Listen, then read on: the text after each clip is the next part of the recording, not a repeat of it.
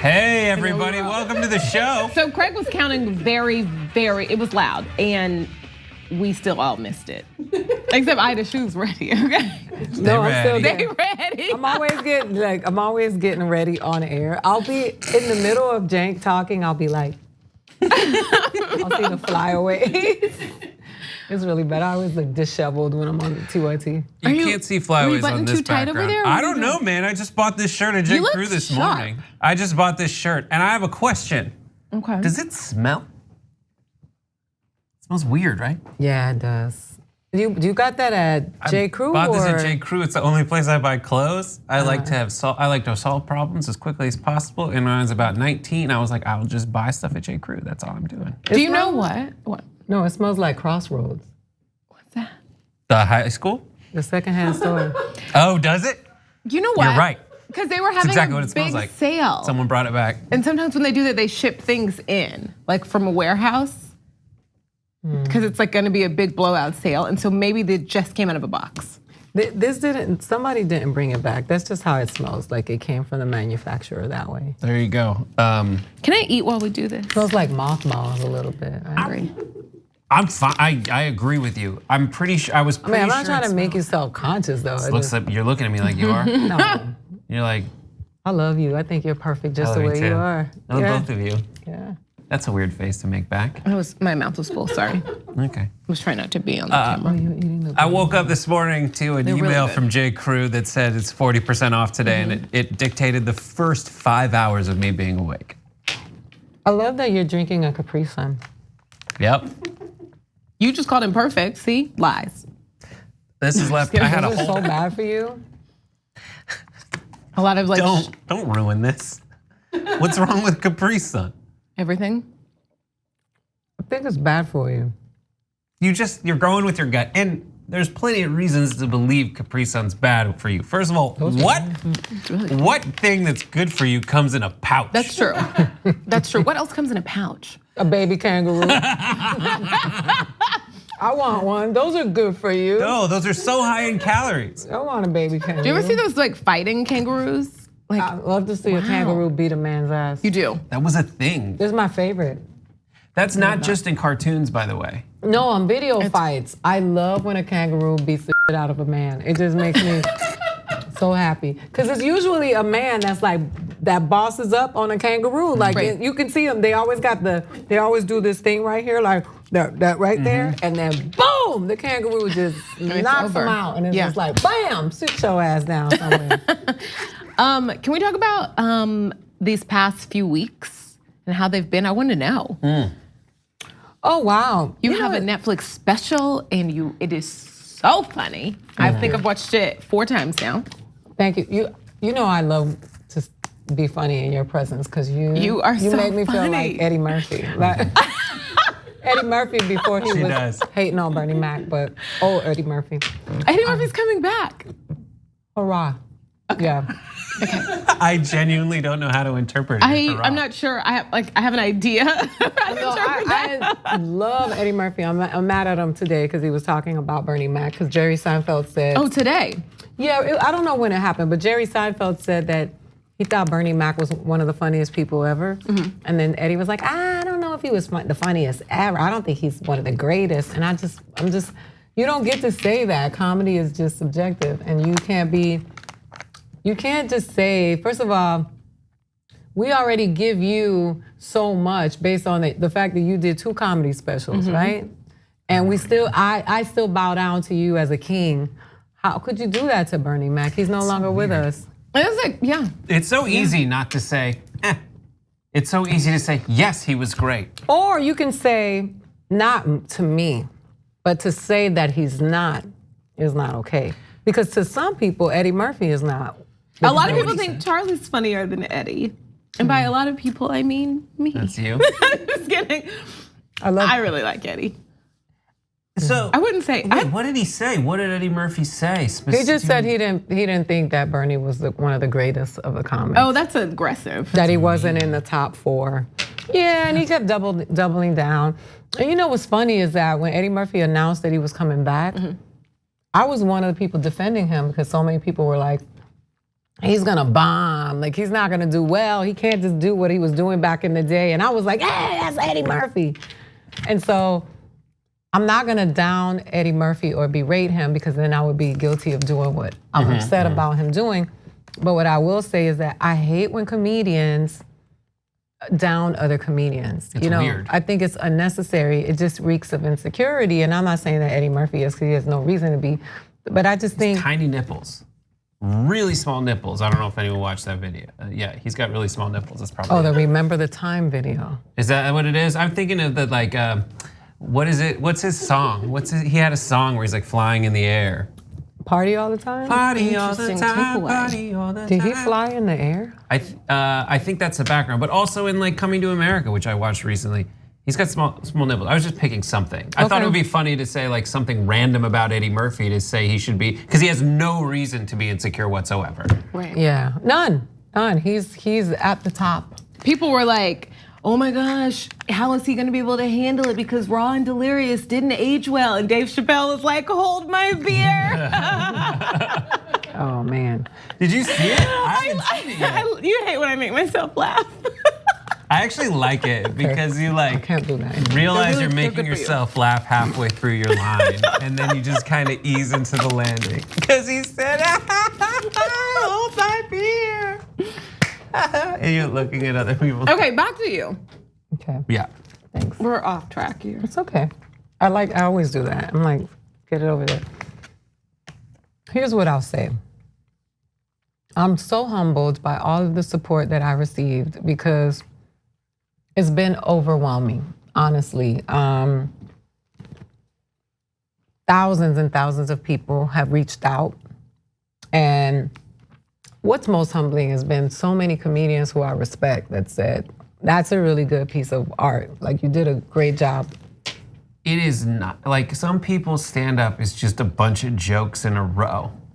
And behind the scenes, like we went and saw like a bunch of, and I've seen like a bunch of stand-up shows in my life. And a lot of them are a bunch of jokes in a row, but yours is like, it takes you places. Like, Thank you. it's just a tour of so so funny. many things. And just when you're like, oh, this is really deep, there's a joke, and the whole room, we were there when you shot it, it's just, the whole room was just the release. It's like, it was like life. Oh, I appreciate that. You know, the thing is that there was so many complaints about Hannah, about Nanette. Oh yeah, okay. There was so many complaints about how it was just trauma, and it was a you know, people call it a TED Talk, a one-woman show. So I said, I'm gonna take my trauma, and I'm gonna write a joke for every issue that I talk about, right? I wanna talk about social issues, but I wanna interlace them with my personal experiences. And I wanna make this funny, because it can be funny when you have an issue. And I'm not saying that Nanette wasn't funny. I'm just saying that my goal was not just to make people think, but as a comedian, I felt the responsibility and the onus to make people laugh. And so I said, I'm gonna do a set where I'm gonna talk about all the most uncomfortable stuff I can talk about, and I'm gonna write a joke to that. And it was really hard. It was draining. I would get off stage and cry, and it was hard because I actually lived through those things in real life. So it was, you know, it was cathartic, but it was also sad because the people that I was talking about were not here with me anymore. But for me, it was memorializing them, and now I get to keep them alive through this piece. So it was just a lot of work, and I'm just humbled by it. Now I'll say this, because I don't like to be ignorant without some redemption. There were some people who expressed that they're dislike for me. There were some people who are TYT followers that don't like me, and they expressed it, and they go on the pages.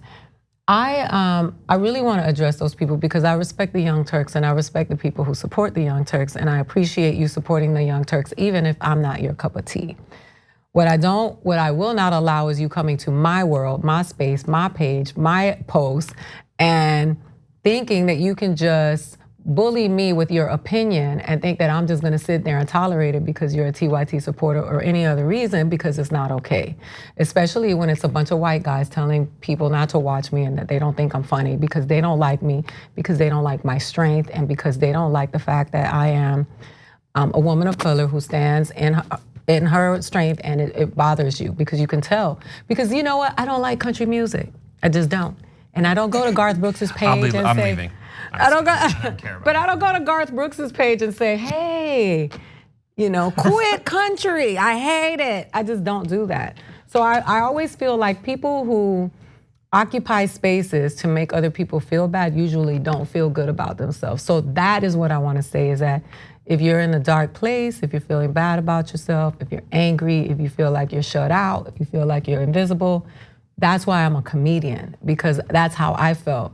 So coming to remind me of my trauma isn't helpful, and I don't want to participate in that. So thank you for supporting the Young Turks, and I hope that you find the peace that you don't have to go online and go around terrorizing people. And I'm not just talking to TYT people, I'm talking about everybody. It's just, I just had this epiphany because I was like, wow, I've never felt so bad that I want to go say, hey, Taylor Swift, jump off a cliff. Like, I've never wanted to do that. Oh my God, people say stuff like that to you? Oh yeah, I had somebody called me a disgusting pig on Twitter the other day because I said that, because I tweeted, you can't say that Barack Obama is the Antichrist, right? That is a controversial statement. I think I retweeted that. Like, yeah, great. when I said that, and then somebody was like, I don't like Barack Obama. You don't have to like him, but if you're a Christian person, you cannot say he's the Antichrist because you already know what that means in Christianity,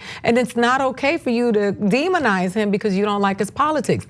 Because if he is the Antichrist, then Trump is the Antichrist squared. Mm-hmm. You know what I mean? So you can't do that, and you're not doing that, and I'm gonna watch it and not say anything. It's worse than the Antichrist to be the Antichrist squared because it also involves math. Absolutely, that a lot of people may not. They're like, squared, what? Are they in a box? Does that mean? I don't know. Day he is goofy. Me? Every second of the day. I We were don't having know. a serious moment. We were trying. I like you know it, what I mean? And I was It's over true. here. I'm I sorry. I keep replaying things about your comedy special in my mind, and I was on that track while you were talking about it. But then you would say something that would trigger another part of it, but you were being serious, and I'm listening to you, but I kept trying to swallow a laugh. Let's be goofy. Let's be goofy about it. Oh my God. I'm done with that. I wanted to address that because I did have people come say this, and they're like, well, I hate you when you're on the Young Turks, and I'm like, you hate you. You don't even know me. You can't hate me because you don't know me. Right, and listen, my Facebook page, my Twitter is not a democracy. Like, that's why you vote. You'll get cussed out over here. Yeah. You know what I mean? Like, that's not cussed out. Like, you can't talk to me crazy. And sometimes I have the time. You have the time to just be like, I'm gonna set it straight. Right, we can disagree in your thoughts. I like the idea of having a conversation with someone who's like, I've done the math. No, I'm just kidding. And Barack Obama is the Antichrist. I know. Right. Like, what? The problem is you cannot respond to people who do not use their real name and face. Yeah. It's a lot of times there's a protection that comes from that. In light of recent controversial events surrounding the Young Turks, I've gotten an uptick in just nameless, faceless, Twitter people coming at, not coming after me, but just bringing up generic right-wing term followed by the Young Turks, followed by are dumb or are the Antichrist. It is so weird because it's two things.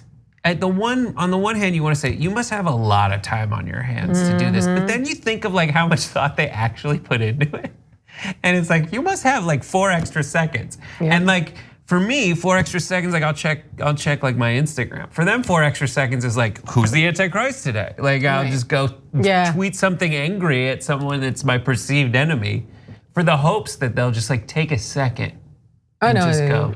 I think people join the Young Turks, the TYT. They join sometimes just so that they could harass and spy on and troll. Listen, I just think that if Barack Obama gets to be the Antichrist, then the Antichrist is now a crew. You know what I mean? The Antichrist is not operating solo anymore, if that's the case. Because I remember when, you know what I'm saying? It's like you can't, just because you don't like Barack Obama's politics doesn't mean you get to demonize that black man. And I think that has a lot to do with it. Especially, I hear a lot of liberal people who like, I hated Barack Obama. Yeah, I know you do, because the privilege that you're cloaked in, your psyche broke when you saw a black man that is now the leader of the free world. And that's just reality. And that means that's your internalized racism, because you don't have to like Barack Obama's politics, but to try to dehumanize him and demonize him is not acceptable. But like, okay, on my watch. When you look back, when I took history classes, they would take entire 100-year eras and boil them down to like this the Enlightenment. What was it? It's like the Renaissance, and then the next thing after that for the next 100 years was like a religious awakening. So it went from science to a religious awakening, and that's 200 years we just put in 2 chapters in a book, and that's it. And it's with all the fact that we cover 10 stories a day on TYT. It is so easy to lose sight of the probable fact that Donald Trump's election is just a reaction to there being a black president. Oh, all day long. Like there's so many different things, and we get so great, and I'm dealing with like everything every single day, every 24-hour period. As much as I hate the 24-hour news cycle, like that's the job, and we try to contextualize things into these big. These larger movements and schools of thought, but I talked to someone who's like a political consultant, and they just go, as much as we want to make it otherwise, everyone's litigating the previous election every single time, and that's it. So you had things were so bad under George W. Bush that racist ass America was like, I'll take anyone, even a black dude. And people were so angry, like racist ass America was so angry that there was a black president. They're like, we want the racistest guy we can get our hands on. And it's Trump. And maybe America's so bad under Trump that they'll get their first woman president. That sexist ass America will elect its first woman president. And then maybe that's the case, maybe it's not, and maybe there's a lot of other stuff. And then you ask the question 100 years from now, how will they look back on this era of American politics, as assuming we haven't submerged everyone with the ice melt? Well, if our textbooks now are any possibility of it's gonna be a lie. Right, that's the other thing. They're gonna be like, look at these beautiful cages. People just flew into them. That's what our textbooks are gonna be like. And some random Martin Luther King quote that completely whitewashes everything. That's gonna stay. Yeah, I don't know, man. I don't know, history, art, I don't know. We don't teach things correctly in this country. They're gonna ruin the planet anyway. So the same people are the ones. So what's gonna happen is a bunch of the revelations, you Antichrist people, it's coming for you, right? It's coming for you because you believe in it. Now back to Capri Sun. Yes! I do want to talk about Capri Sun. Do you want to know something about Capri Sun? Oh, and then that makes it come out faster. You blow into it, but get back to this shot. Do you know what they added to Capri Sun? A clear bottom. So that you could see when it was empty? Because people said that Capri Suns had dirt in them. Because it's such an opaque pouch. People were like, you have to put a clear bottom in it so that you can see. So they're like, no, there's not crap in the bottom of it. They want to see the carcinogens. They're like, let's see those carcinogens. I want to see it right there. Keep giving your babies that sugar. Keeps them docile. It says it's a juice blend, a juice drink blend, fruit punch flavored. I mean, it's delicious. There's that. No, I know. And 10 for $1? Come on, every poor person. But I felt like I needed to drink 2 or 3. Yeah, of they're these? addictive. It's at a sugar. time. Is that what it is? I just felt like there wasn't enough in there. They got corn syrup in it too, right? I don't know. They don't put the ingredients on the right, let me individual just stop. It's on the pouches. box. Sprinkling my conspiracy theories all over this. Do you remember when they came out with the big pouch? No. Yeah, Capri Sun. This isn't about you, Craig. I'm just kidding. Craig's He crying. does not deserve It's Tie Tuesday. How dare I'm you? sorry. I'm sorry, Craig. I apologize. You can talk. I Where's was your just being- tie? I don't know. I feel like the tie I got a Tuesday is really moderately hearty laugh in sexist. there. Jacory's not wearing a tie. Jacory, first Jacory's of like all, off the He shoulder. said, look, you see how my hair First just of all, starts it to is grow? Chance the Rapper cosplay day.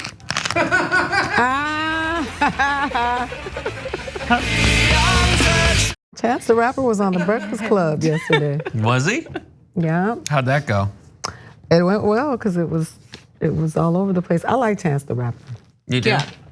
I went to a Chance the Rapper concert in Denver. It was traumatizing. What happened? It was just a bunch of like young, like white teenagers screaming the N-word all around me. With Oh, you Chance? told me about that. Yeah. Oh, I didn't know that. I didn't know what It's Chance. just like rap fans these days, it's a different experience at some rap concert. In what way? Like maybe I just like didn't notice it before. I don't know. I don't know. It was just like, oh, this is a lot for me. In Come the get your boys, Chance. Yeah. Chance is not It's not like he was responsible for that. encouraging it. I think it just was just. No, they're reciting what lot. they hear. They're reciting what they hear, and they're. I it's an interesting feeling that you like as a white, which I am. Say it When again? a white person, a cool lip skinned 37-year-old, Are you 37 still? still, believe it or not. As a cool whip skinned person, Oh my God. you know it's coming in a song, and you're enjoying the song. For me, anyways, I'm enjoying the song, and I'm like, here it comes. I have to mute it, and I will mute it, and it's coming, and it gets there. How do I handle when the word arrives? Tell us. And you just mute yourself. You mute yourself. You turn into a human radio edit. You're just like, I don't know what was supposed to say. or you sing the radio edit version no matter what. And she ain't messing with no broke. You have to do it.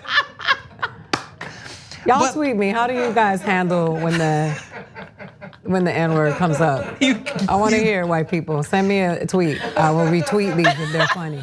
But like, not everyone does that, right? No. Like, Right. there's as you proved at your Denver concert. Yeah. Was it Red Rocks? What? have you Red been? Rocks It's is like that is in amphitheater Colorado? thing. Yeah, Yeah. it was cool. It was beautiful. Yeah. That's like one of the best venues in America. Yeah. It's like most iconic.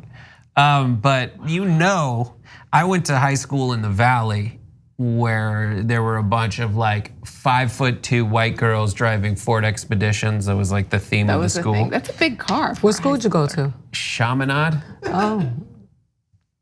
My niece goes Jacory to- hates it when I bring up Chaminade. Why? We had Griffin who worked here until a point, and he went to Chaminade, and we would talk about it. And Jacory, for some reason, he talks about lobster rolls and all kinds of Northeastern crap all the time. You guys don't fry scallops around here, he says the other day. Right? I got you. Wait, I don't. The audience is like, what? is Sorry, going on? but See what he happens doesn't when like Aida it. comes? Anyways, I went to a preppy, like the cheaper private school in the Valley, but you know that, Rebecca, when she's driving to school in her giant car, is just like screaming all the words. There's no way she's bleeping it out. I love that you were like, I went to a cheaper private school. It was. Just so we're clear, I was a poor rich. It was $4,200 a year. By comparison, Harvard Westlake is $38,000 a year. It is the price of a College. college. My son went to Campbell What Hall. college? Campbell Hall, near.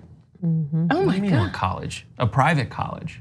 Oh my gosh. Out of state tuition. Out of Private state college. tuition, private college. They're all the same. But Whoa.